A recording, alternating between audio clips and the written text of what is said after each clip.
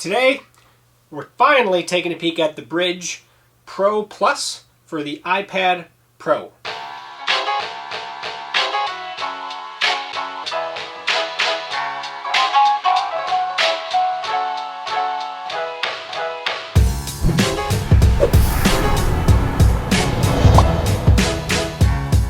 Hey folks, and welcome back to techgooch. And today I purchased this, and I've been using it for a little while now. This is the Pro Plus keyboard for the, I have the 12.9-inch iPad. This also works with the 11-inch iPads as well.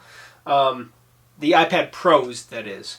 So this keyboard is a full-size keyboard, nice and thin, and has its own battery built into it. It also has a trackpad, physical trackpad, so it can basically turns your iPad Pro into a MacBook-esque tablet. Obviously, it's not a desktop, or a laptop for that matter. It's still a tablet, but it has fully articulating Hinge, and it gives you the capability of having that physical keyboard, but also having a trackpad, because the new iOS also offers mouse support. So we're gonna bring it in here, and I'm gonna show you. Now it also comes with this nice magnetic attached protector for the back side of it, which looks like I have some fingerprints or something on there right now. Not a big deal. But we'll bring it in. I'll show you what it looks like up close and personal, and then I'll go over my thoughts on use of it. So, this is, like I said, this is the magnetic cover. It's just magnetically attaches to the iPad, and it stays in place pretty well. I will say that. It's just a nice, soft-esque back, so it's not scratching your iPad at all, and it is covering the ports for Apple's keyboard stuff and accessories. Now, this will work with both the 3rd gen and the 4th gen.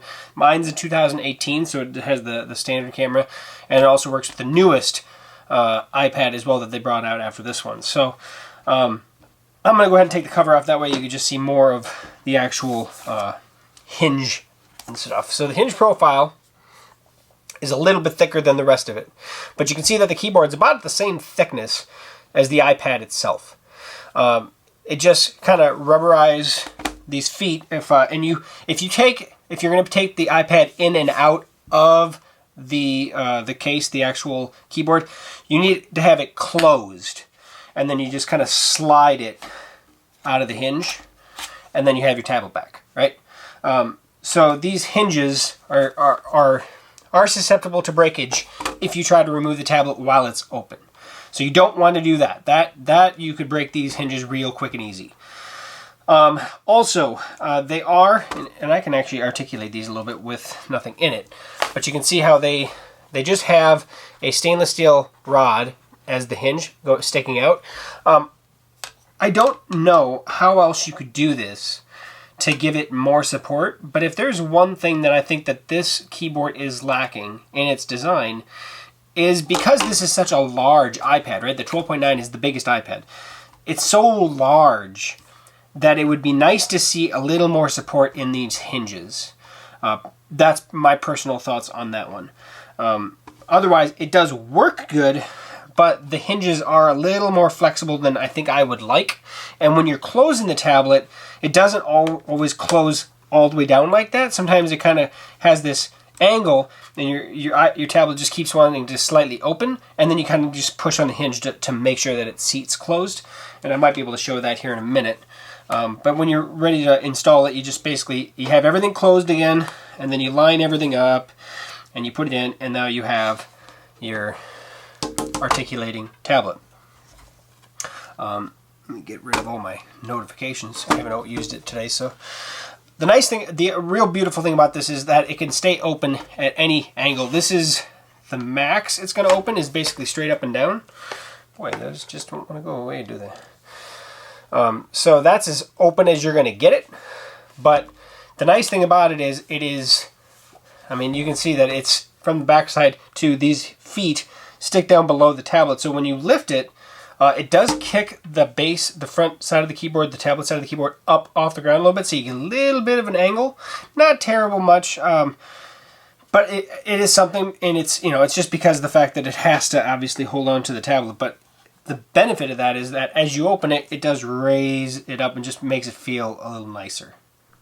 So now we're going to talk about the battery life. The keyboard does have a USB-C charging port. So here's your tablet charging port right here, USB-C, and then down here, USB-C as well. So the nice thing is the charger that charges your iPad will also charge the tablet, or I'm sorry, the keyboard. Now, battery life, and you can see that there's a little green light if you kick on the battery indicator here, the power button, green light. Basically, this goes into sleep mode every time you step away from it after so many minutes. And so if you're on your iPad and it asks you, and the keyboard pops up, all you do is just tap any key, give it a second, the keyboard will disappear, and then you're good to go again. Battery life, again, 3 months is what they claim on the battery life of this keyboard. I could definitely jump on board with that. It is fantastic battery life. I've only recharged it, I think, 2 times total since I've had it. No, not even 2 times. I think just 1 time, just the initial time, and I haven't recharged it since. So yeah, I would definitely say 3 months is a good bet. Downsides. There are so many upsides to this keyboard. Everything is great. Like I said, I did say the hinge. It's, you know, like if I close it, okay, this time it closed. Sometimes it doesn't want it, it'll close, but it'll stay open. Oh, there you go. So I just picked it up there. See how it's kind of open a little bit, right? You got to kind of grab the hinge and squeeze the hinge, and then it'll close. That, you know, is a hinge problem because the tablet's so big that, you know, it's so subtle. I don't know if they have the same problem on the 11-inch, but that's something definitely that I wish that they would remedy with this. And I don't know how they do it, to be said about it. Second thing that I don't like about it is when you're typing. So, like a 13-inch MacBook, I'm going to flip this around so I can type on it and kind of show you. If I'm typing on this, my hand is pretty close to the trackpad. And it's just like a MacBook. I'm pretty close to the trackpad. But I've never had this issue on a MacBook. If I'm typing, sometimes like it seems like almost just a touch of my thumb or something just grazes the touchpad and wherever the cursor is. So I'll be typing in a document, and all of a sudden, now I'm not typing where I was. I'm either I shut that document off, or I'm typing in a different part of the document because I touched this, and wherever the cursor was, it jumped that cursor up to where that was. It happens regularly. It's not something that happens, oh yeah, once every like week. No. It happens several times a day. If I'm using this thoroughly, like if I'm really going to it, it will happen several times. And it is infuriating. If I'm definitely just kind of hammering away and I'm not really paying attention to what I'm typing, but I'm kind of thinking, and maybe I'm looking at my fingers, and I look up and all of a sudden, oh man, it is quite frustrating. And the only way I can talk about it is to show it, I guess. So I'm going to try to show you some footage of that now.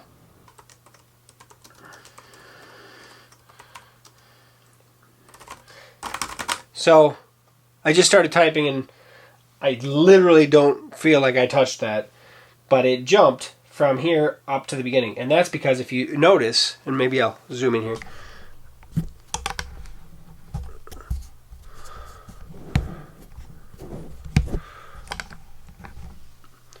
if you notice, so if I touch the cursor, where my cursor is, right there. And I put that there on purpose so you can see where it would jump. So my cursor is right there. So I was typing down here, and then I just brushed the cursor, or the trackpad, just barely tapped it, and up she came right there, and then it messed everything up.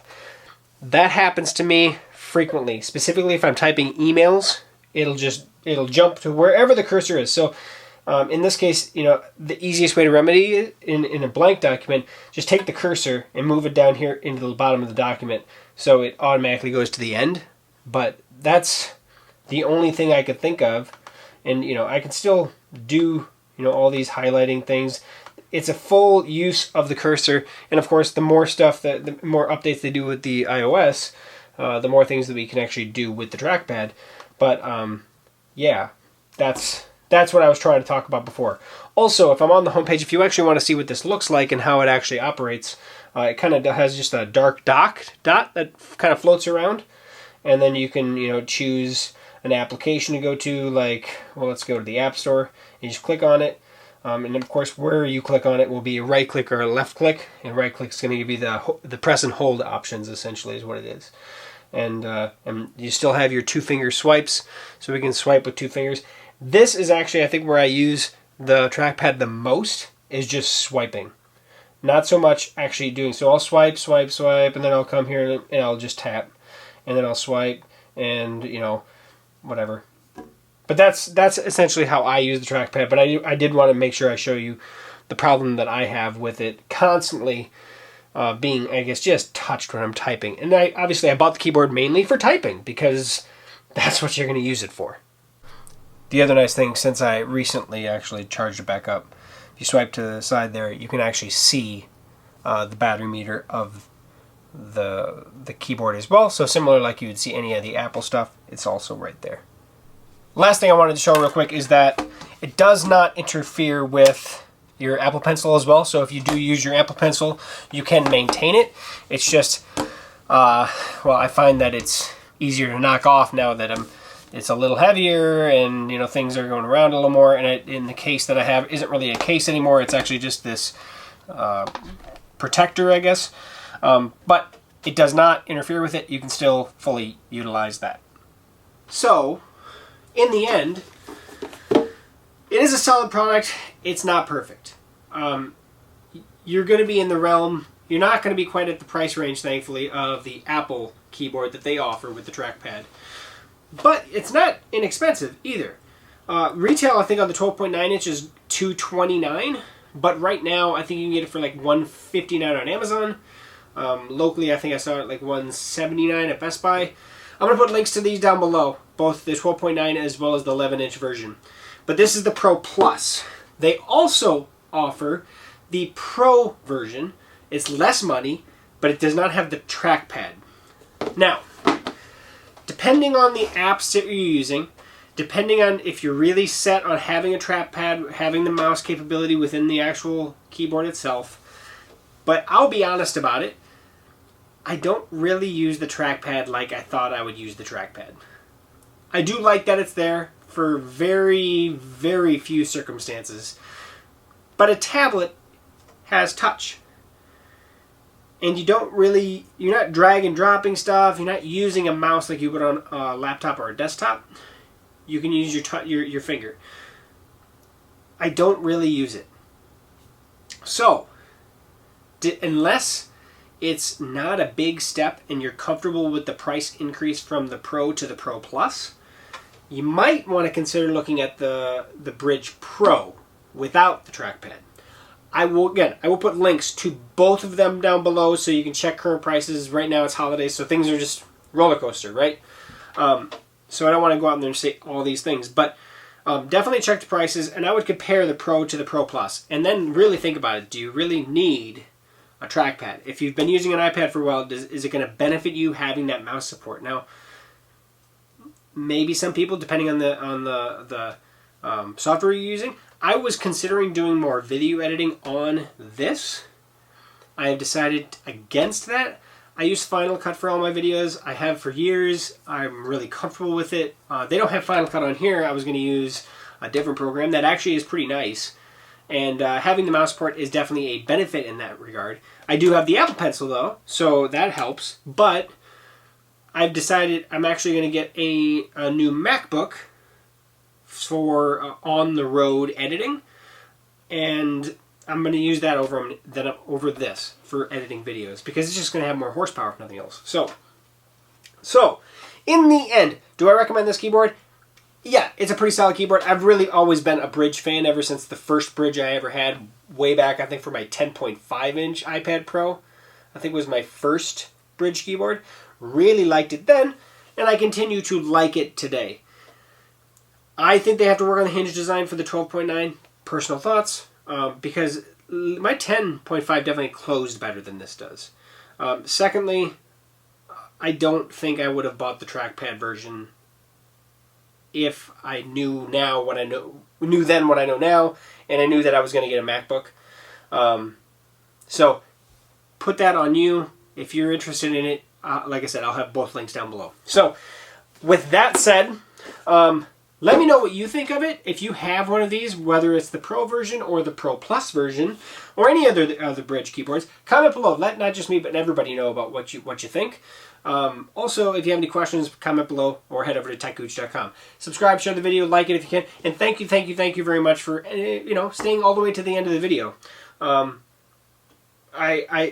like the Brydge keyboard. I do, but there are caveats to that. But however, your other keyboard that's big in, that the actual Apple branded one, the one Apple puts out, is so darn expensive, I don't know if I could justify it. It also has a trackpad, but again, after having this, I don't know if I'd use the trackpad because I really haven't been using it very much, at least for the last couple of months. So, yeah. Thanks for watching. We'll catch you back here for a future video review right here on TechGooch. See you soon.